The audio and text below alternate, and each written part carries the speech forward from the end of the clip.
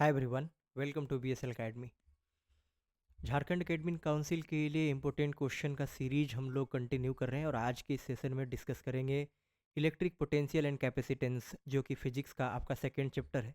उससे रिलेटेड जितने भी सारे इम्पोर्टेंट क्वेश्चन बन सकते हैं, बनते हैं और बने हैं, उन सभी क्वेश्चन को आज के इस क्लास में डिस्कस करेंगे।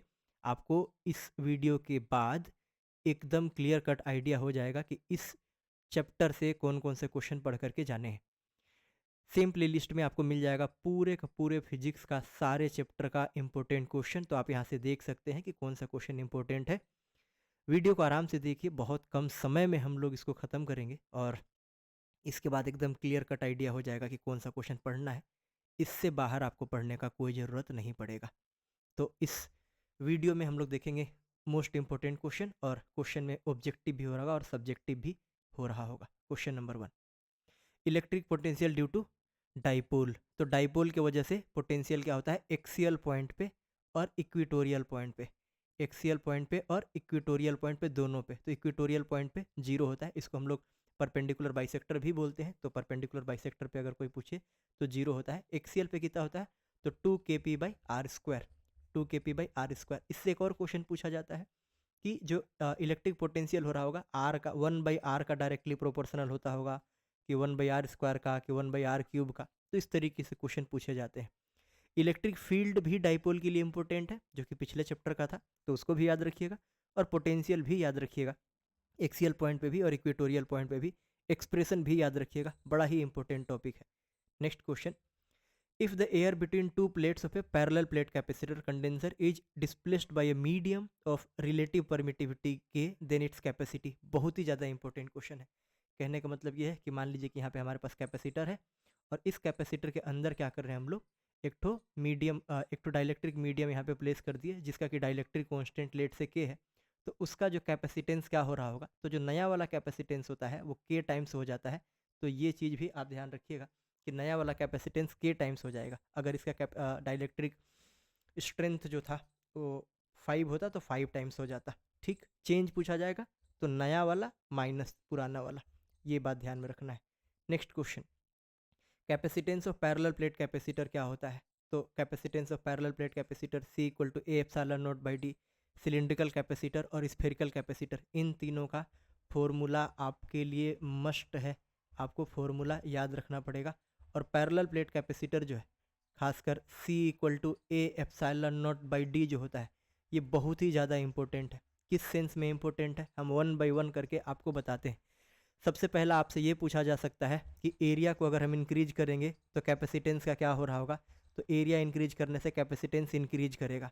अगर हम लोग इसके बीच का डिस्टेंस को इंक्रीज करेंगे तो क्या हो रहा होगा, तो कैपेसिटेंस क्या होता होगा, डिक्रीज होता होगा।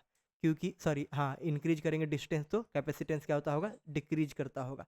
इसके साथ साथ इसी को दूसरे तरीके से पूछा जाता है कि एरिया को डबल कर देंगे तो कैपेसिटेंस क्या हो जाएगा, डबल हो जाएगा। डिस्टेंस को डबल कर देंगे तो कैपेसिटेंस क्या हो जाएगा, हाफ हो जाएगा। इसी बात को और क्या पूछा जाता है कि कैपेसिटेंस किस पे डिपेंड नहीं करता है।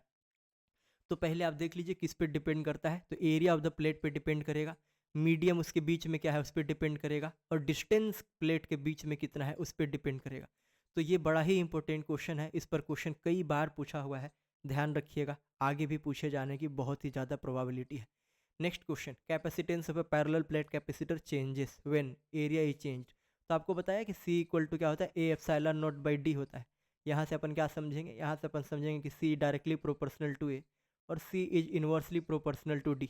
So since capacitance is directly proportional to A, if you will increase the area, capacitance will increase. If you decrease the area, capacitance will decrease. So this is the relation with area of capacitance. If you talk about the relation of capacitance with distance, which is distance D, which is the distance between two plates of a parallel plate capacitor. If you will increase distance, capacitance will increase. अगर आप distance को घटाओगे तो capacitance will increase, distance को बढ़ाओगे तो capacitance will decrease, क्योंकि inversely proportional का relation है। तो ये बात बता दिया आपको। हाफ करने का, डबल करने का क्वेश्चन ऐसा आपको देखने को मिलेगा। Next question, relation between electric field and potential. तो देखिए E = जो होता है, ये बड़ा ही इंपॉर्टेंट क्वेश्चन है। E = जो होता है that is equal to -dB/dr। अब बस आप इससे इतना ही मत समझिएगा, इससे आप ये समझिएगा पहला तो एक रिलेशन याद रख लीजिए, दूसरा इससे आप इसका यूनिट समझ लीजिए, वोल्ट पर मीटर इलेक्ट्रिक फील्ड का जो यूनिट होता है वो इसी के वजह से होता है। एक बात आप और समझिएगा कि अगर V इक्वल टू कॉन्स्टेंट रहेगा, V इक्वल टू कॉन्स्टेंट रहेगा तो definitely electric field equal to zero रहेगा। V इक्वल टू अगर कॉन्स्टेंट रहेगा तो इलेक्ट्रिक फील्ड क्या हो जाएगा, जीरो रहेगा। और V इक्वल टू अगर जीरो रहेगा तो भी इलेक्ट्रिक फील्ड जो रहेगा वो जीरो ही रहेगा। देखो कॉन्स्टेंट का डिफरेंशिएशन जीरो होता है, तो V इक्वल टू अगर कॉन्स्टेंट रहेगा तो भी जीरो हो रहा होगा, और V इक्वल टू जीरो रहेगा तो भी इक्वल टू जीरो हो रहा होगा। लेकिन लेकिन लेकिन इलेक्ट्रिक फील्ड जीरो होने का मतलब वोल्टेज का जीरो होना जरूरी नहीं है। अगर वोल्टेज जीरो है तो पक्का इलेक्ट्रिक फील्ड जीरो हो रहा होगा। ये वाला देखिए, पोटेंशियल अगर जीरो है तो इलेक्ट्रिक फील्ड जीरो हो रहा होगा, लेकिन इलेक्ट्रिक फील्ड जीरो है तो इसका ये बिल्कुल मतलब नहीं है कि पोटेंशियल भी जीरो ही हो रहा होगा। हो सकता है पोटेंशियल कांस्टेंट भी हो जाए।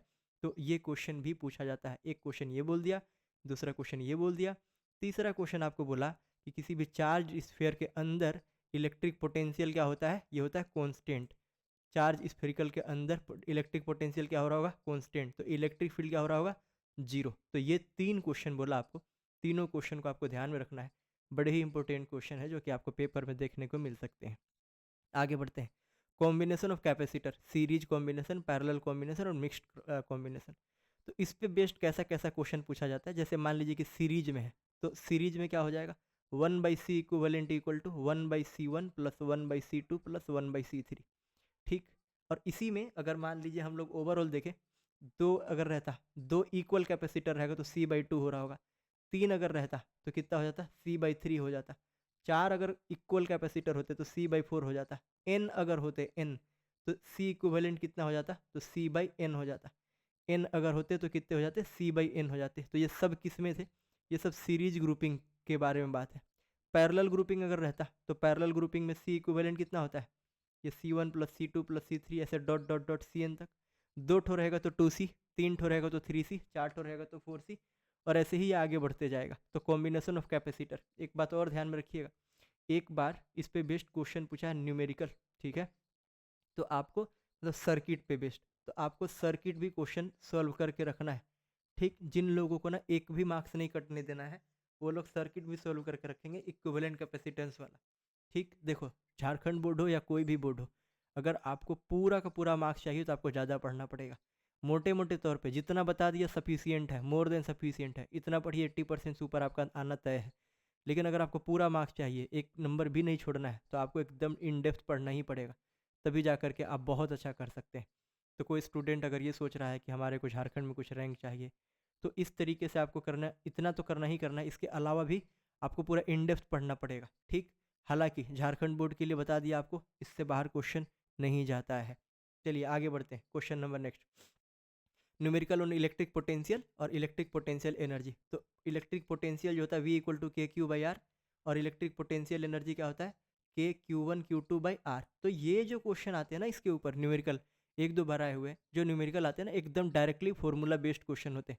K का वैल्यू आना चाहिए, QR का वैल्यू पता होना चाहिए, बस प्लेस करिए आपको आंसर मिल जाएगा। तो ये फॉर्मूला बेस्ड क्वेश्चन।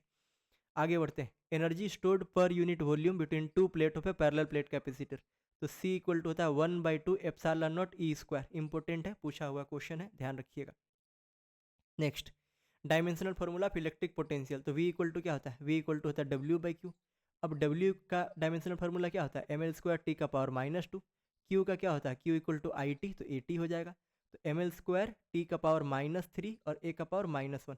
तो ये हो जाएगा आपका डायमेंशनल फार्मूला किसका, इसका पोटेंशियल का, ml² T का पावर -3 A का पावर -1। यूनिट कोई पूछ देगा तो V इक्वल टू क्या होता है W/Q, और V का होता है वोल्ट, और W/Q का क्या होता है जूल पर कूलम। तो अगर आपसे कोई पूछ दे कि जूल पर कूलम को क्या बोलते हैं तो आपको वोल्ट बोलना चाहिए।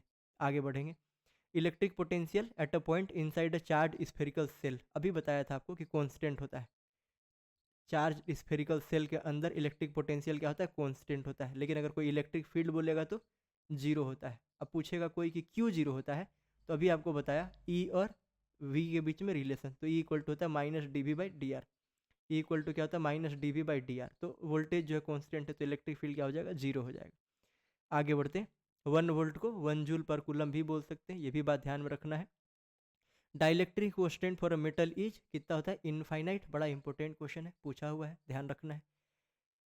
तो ये सारे के सारे थे ऑब्जेक्टिव क्वेश्चन जो कि आपको करके रखने हैं इलेक्ट्रिक पोटेंशियल एंड कैपेसिटेंस से। इलेक्ट्रिक पोटेंशियल एंड कैपेसिटेंस से रिलेटेड आपको और भी अगर ऑब्जेक्टिव क्वेश्चन देखना हो तो जैक क्लास 12 के फिजिक्स के सारे इंपॉर्टेंट क्वेश्चन का, मतलब सारे चैप्टर्स का ऑब्जेक्टिव क्वेश्चन का निचोड़ एकदम बना करके, जिसमें बहुत सारे ऑब्जेक्टिव क्वेश्चन है जिससे बाहर कोई चांस ही नहीं है कि पेपर में जाएगा क्वेश्चन, वो एक प्लेलिस्ट में बनाया हुआ है ऑब्जेक्टिव क्वेश्चन के नाम से। आप वहाँ जा करके सारे के सारे क्वेश्चन को आराम से देख सकते हैं। एक बार देख लीजिए, उससे बाहर नहीं जाना है क्वेश्चन।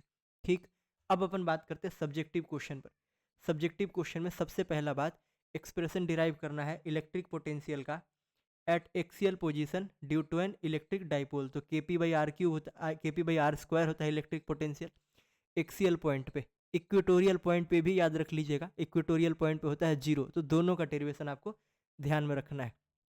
इसके बाद कैपेसिटेंस के वजह से जो इक्विवेलेंट कैपेसिटेंस निकालते हैं हम लोग, ठीक है, वो चीज़ भी करना रहेगा। और यहाँ पे पैरेलल प्लेट कैपेसिटर के वजह से जो कैपेसिटेंस हो रहा होगा वो फाइंड करना है, मतलब इसका डेरिवेशन C=A/0/D का डेरिवेशन, C=A/0/D का डेरिवेशन।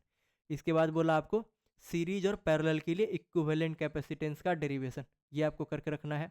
और properties of electric equipotential surfaces, ये भी कभी कभी 2-3 मार्क्स के क्वेश्चन में पूछा जाता है कि what are the properties of equipotential surfaces. तो ये सारे थे इंपॉर्टेंट क्वेश्चन, ऑब्जेक्टिव क्वेश्चन भी थे और सब्जेक्टिव क्वेश्चन भी थे। इतना कर लीजिए, आपको इस चैप्टर से आपको परेशान नहीं होना पड़ेगा।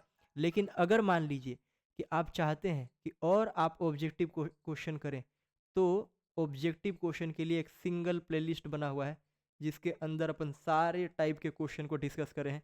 आप उसको जा करके देख लीजिए। अगर आपको नीड पड़ेगा तो हम कमेंट में या फिर डिस्क्रिप्शन में इसका लिंक भी पेस्ट कर देंगे। ठीक है, तो आज के लिए इतना ही, इस चैप्टर में इतना पढ़िए। आपको और भी कोई रिक्वायरमेंट हो रहा होगा तो बिल्कुल कमेंट सेक्शन में बताइएगा, हम लोग कोशिश करेंगे कि हर एक चीज़ आपको प्रोवाइड करते जाए। सो आज के लिए इतना ही। Thank you very much, thanks a lot, have a great day.